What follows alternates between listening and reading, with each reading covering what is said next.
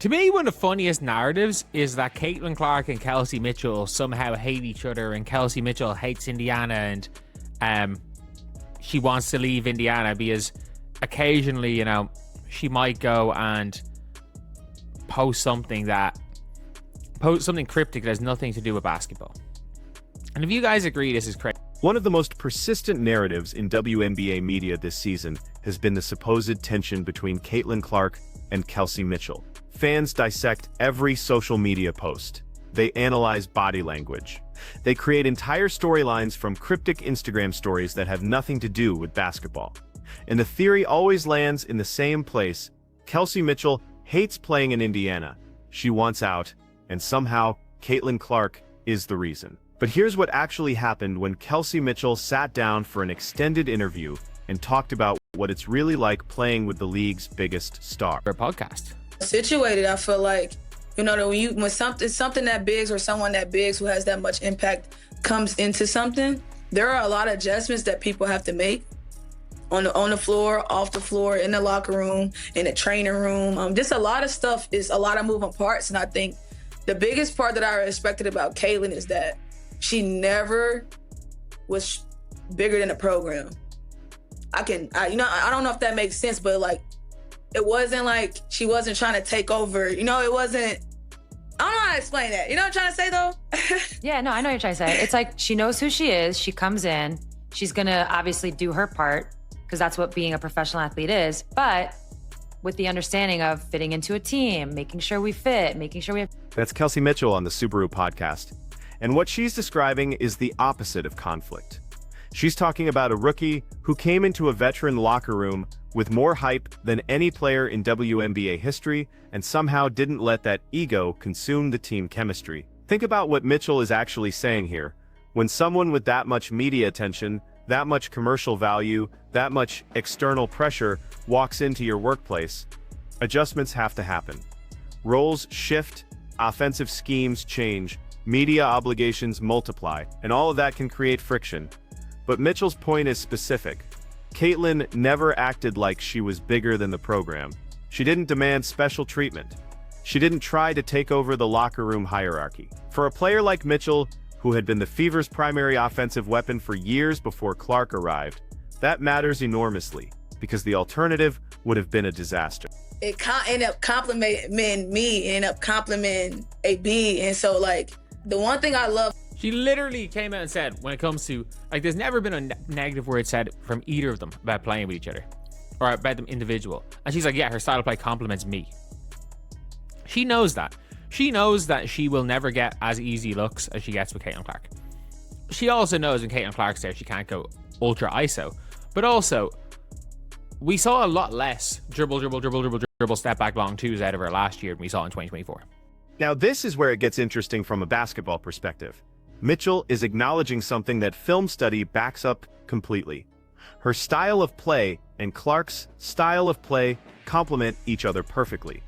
And more importantly, Mitchell knows it. She's saying explicitly that she's never gotten easier looks than the ones she gets playing alongside Caitlin Clark. Let's talk about what that means in practical terms. Before Clark arrived, Mitchell's offensive pattern had become predictable. She'd dribble 5, 6, 7 times, defenders would collapse, and she'd force a contested step-back jumper from mid-range. It was her signature move, and defenders knew it was coming. Her efficiency suffered because of it. In the 2023 season, Mitchell was taking difficult isolation shots at a high volume, and while she's talented enough to hit some of them, it's not winning basketball. Then Clark shows up, and suddenly Mitchell is getting catch-and-shoot opportunities off drive and kick passes. She's getting transition threes because Clark pushes pace. She's getting open looks because defenses have to account for Clark's shooting range and passing vision. Mitchell went from being the primary focus of opposing defenses to being the secondary threat who gets clean look. And she's smart enough to recognize that this is better for her career, better for her efficiency, and better for winning games. And especially early on in the year.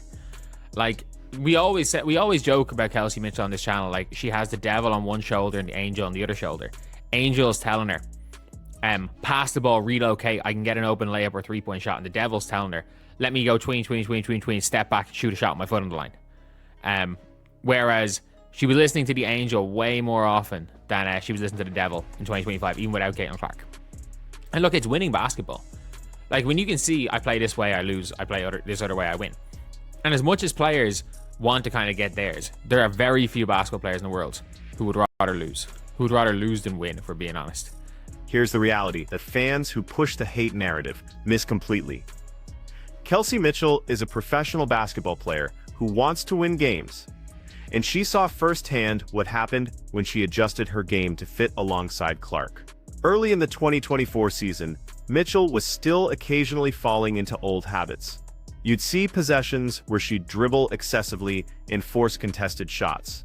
But as the season progressed, those possessions became rarer. She started trusting the offense more. She started taking the open shots the system created instead of forcing difficult ones. And the results were obvious.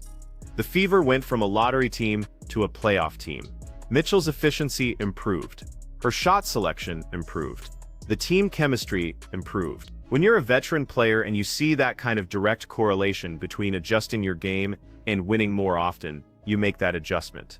Very few basketball players in the world would rather lose while getting their individual stats than win while playing within a system. This is what Mitchell means when she talks about the angel and the devil on her shoulders.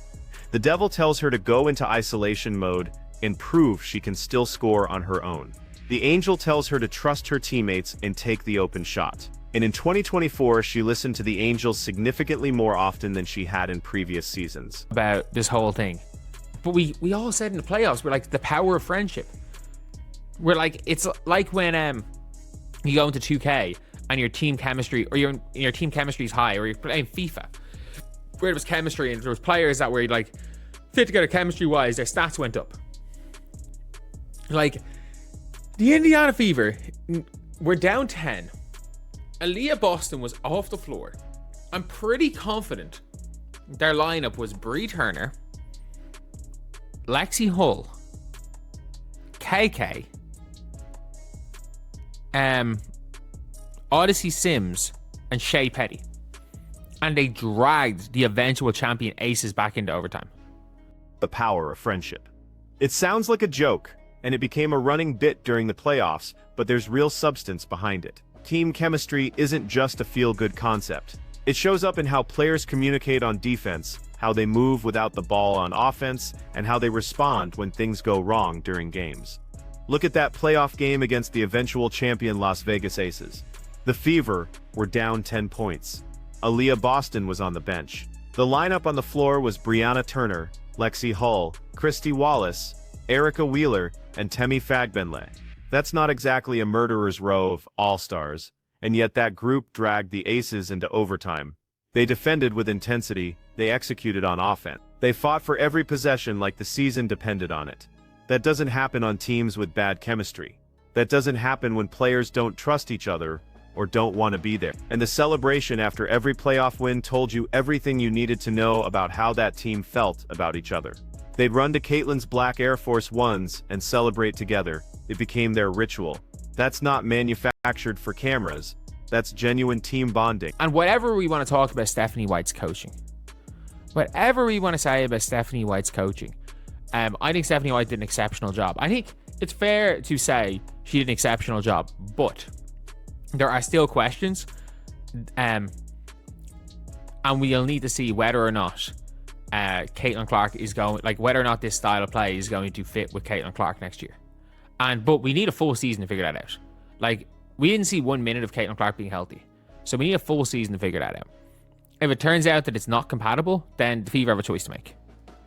They don't need to make it soon.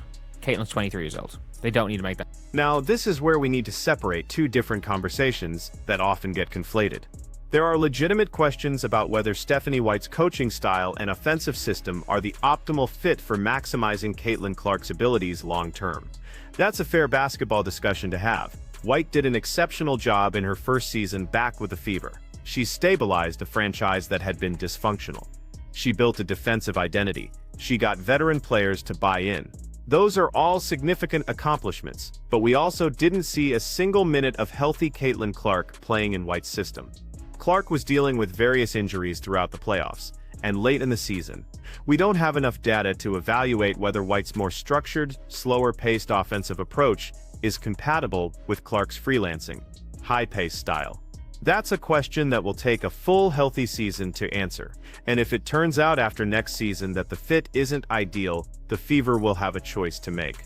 But here's the thing, Caitlin is 23 years old. She's under contract. There's no urgency to make that decision immediately. The front office can afford to be patient and gather more information before making any significant changes. They don't need to panic if there are growing pains early in the season. The point is, those coaching fit questions have nothing to do with whether Kelsey Mitchell and Caitlin Clark like each other or want to play together. Those are completely separate issues. But at least every single time I'll make one of these videos, maybe there's a fan who's believes that Kelsey Mitchell and Caitlin Clark don't like each other, or Kelsey Mitchell doesn't like Caitlin Clark, rather than the fact that they very much do like each other. They seem to enjoy playing with each other. And yes, there's a world where Kelsey Mitchell leaves the Fever and Kelsey Mitchell would rather play with a different team. But like, that's not going to be, oh, I want to get away from Caitlin Clark. That's just, I want to do something else. I want to go somewhere else, which is completely fair. So yeah, let me know what you guys think in the comment section below. Do you guys agree? Do you guys disagree? And yeah, let me know. Thank you guys for watching. Please like. This is the exhausting part about covering the Indiana Fever. The same false narrative keeps resurfacing no matter how many times it gets debunked. Kelsey Mitchell posts something on social media that's completely unrelated to basketball. Fans immediately interpret it as a cryptic message about wanting to leave Indiana. Mitchell and Clark don't appear in the same Instagram photo one week. Clearly they hate each other. Mitchell has a bad shooting game. Obviously she's unhappy playing with Clark.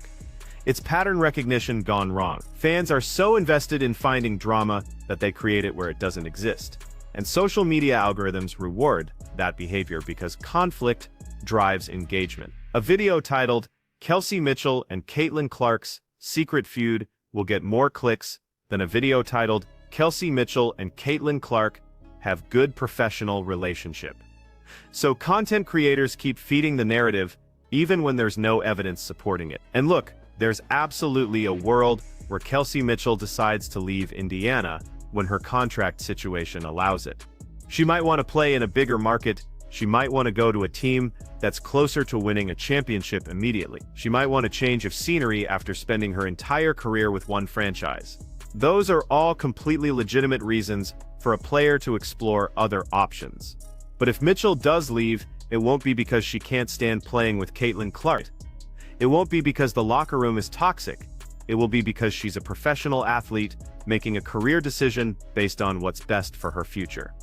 And that distinction matters. The irony is that Mitchell has been nothing but complimentary about Clark in every interview she's given. She's talked about how much she enjoys playing with her.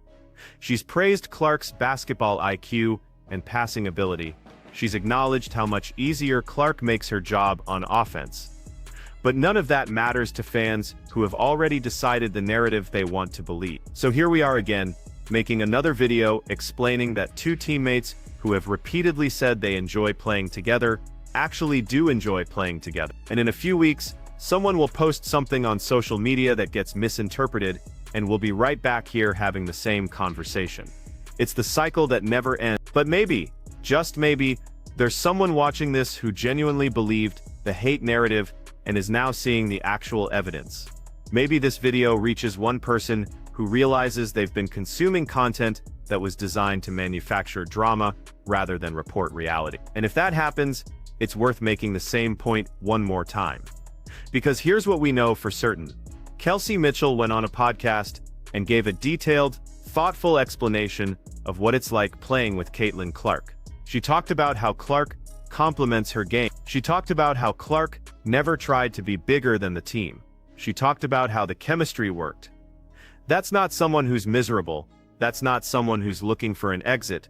That's a veteran player who recognizes when she's in a good situation. And the on-court results back up everything Mitchell said. The Fever went from one of the worst teams in the league to a playoff team. Mitchell's efficiency improved. The team's offensive rating improved. They pushed the eventual champions to overtime in the playoffs with a bench line. Those things don't happen on dysfunctional teams with bad chemistry.